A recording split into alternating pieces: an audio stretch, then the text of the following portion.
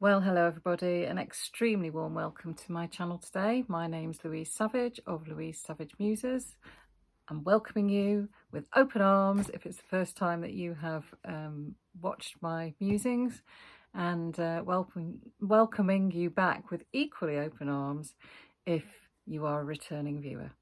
Now, some of you will know that I have spent the last, I don't know how many weeks, reading through the Women's Prize for Nonfiction long list, the very first ever, and it has taken me on such a splendid journey. I have absolutely enjoyed reading every single one of the long listed books, which is strange because I didn't quite think that would happen. So it's been a really positive experience. Some of them I didn't gel with as well as others, but that's to be expected. Reading is very much an eclectic thing. It depends on your taste, your point of view, where you're sat right when you're reading them. All sorts of things can influence what you read. And so I spent last night and earlier this morning mulling over which books, if I were judging this wonderful prize, which 6 would I choose to be shortlisted. And it was like sounds ridiculous. I mean, some of them were obvious to me. There were a few that I knew that I didn't feel personally I would put on a shortlist, but they were in the minority, and so it felt like choosing between precious children. And I'm still not totally convinced by my choices. And I'm kind of make it clear that I'm not trying to predict what the judges will choose. I'm trying to give an impression of the books that I would select, probably, maybe, if I was put under pressure. So I've chosen 6 because I'm assuming, rightly or wrongly, that they will shortlist 6. And I've put them in alphabetical order because I don't want to give the sense of any sort of preference between them, really, because I just feel, there are so many that I haven't picked that I really feel should be in this 6. And I kept swapping and swapping them round. And anyway, here goes. So first up, I have picked for my shortlist Young Queens by Leah Redmond Chang. I just inhaled this book, as Simon Savage of Savage Reads would say. I couldn't put it down. I found the description of these 3 women and their Renaissance lives really fascinating. And it helped to kind of, I think my understanding of the development of Renaissance Europe and the relationships, particularly between France and Spain and England and Scotland, have really, really been enhanced by reading this. It was, I feel like a whole fantastic picture with this amazing cast of characters has been plonked inside my head. So thank you, Leah Redmond Chang, for that. So that's number 1. And I'm going to rattle through these quite quickly because I know that my recent videos have been quite long and laborious. So I'm not rushing, but I just feel like, I need to just get it out there. Next up, I chose Some People Need Killing by Patricia Evangelista. I read this very early on in my Women's Prize for Nonfiction reading journey, and I just thought it was such a brave book to create. I mean, Patricia Evangelista she's put her personal safety at stake here in order to report on a political situation in her own country that she felt was astoundingly immoral. And I can't help but just have huge amounts of praise and admiration for that. And she manages to do it in a way that is so readable, and she explains. She doesn't do that. I don't, certainly. She explains things incredibly clearly. She outlines the history of the Philippines. She gives us a sense of who the lead players are, but also she fills it packed full, chock full of really interesting and compelling witness testimony. So that had to be on my shortlist. Next up, I think a lot of people are very keen for this book, and I was wondering, I knew there was quite a lot of talk about it. I didn't quite know how I was going to feel about it myself. I could not put this down.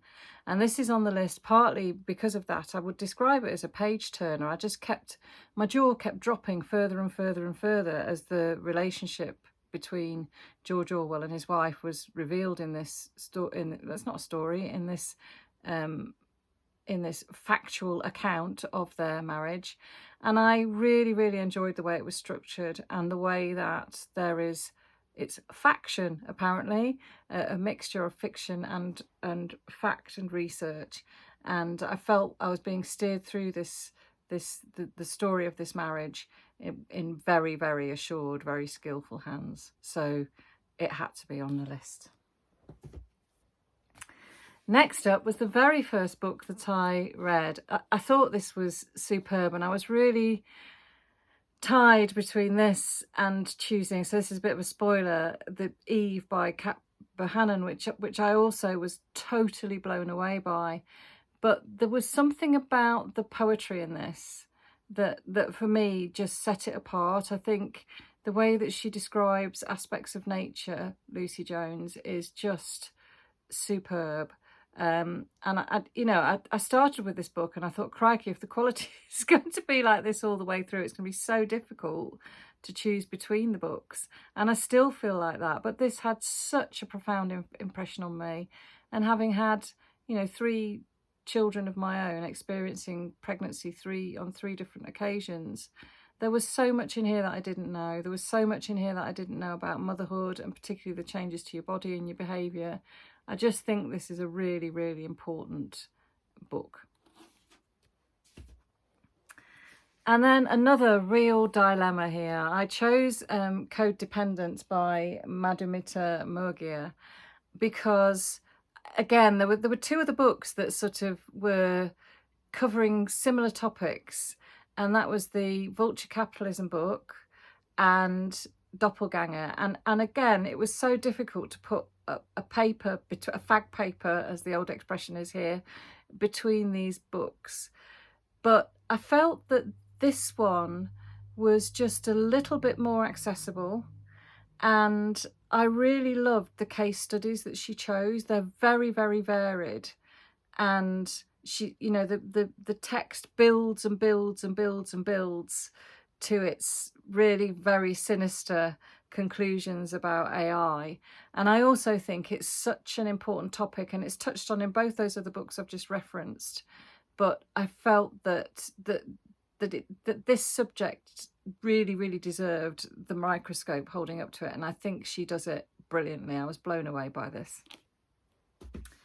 And then finally, what is going to be my 6th choice? Well, lovely people, it is How to Say Babylon by Safia Sinclair. Again, this book really, really educated me. I knew nothing about Rastafarianism. I now realise, I thought I did.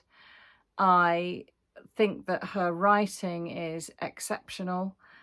That again, it's poetic, but her ability to empathise with a very, very traumatic situation without making it a misery memoir, I think is stunning. So there you go. Those are my 6 choices today. And I do wonder, if I had to make the same decision on another day, it may be that I would have chosen some of those other books that I've mentioned. I mean, they're just, a flat place. I really, I was kind of taught, because again, that's a memoir that does very similar things. So yeah, I thank you to all the wonderful writers who created these amazing books. Thank you to the Women's Prize for sending me all these lovely books so that I could actually go on this reading journey. I do feel very, very privileged and very excited to see which 6 books they choose, because it could well be a very, very different 6. Anyway, we'll know, won't we, later today, what the choice is going to be. So I am on tenterhooks. Look forward to it. Take care. Bye.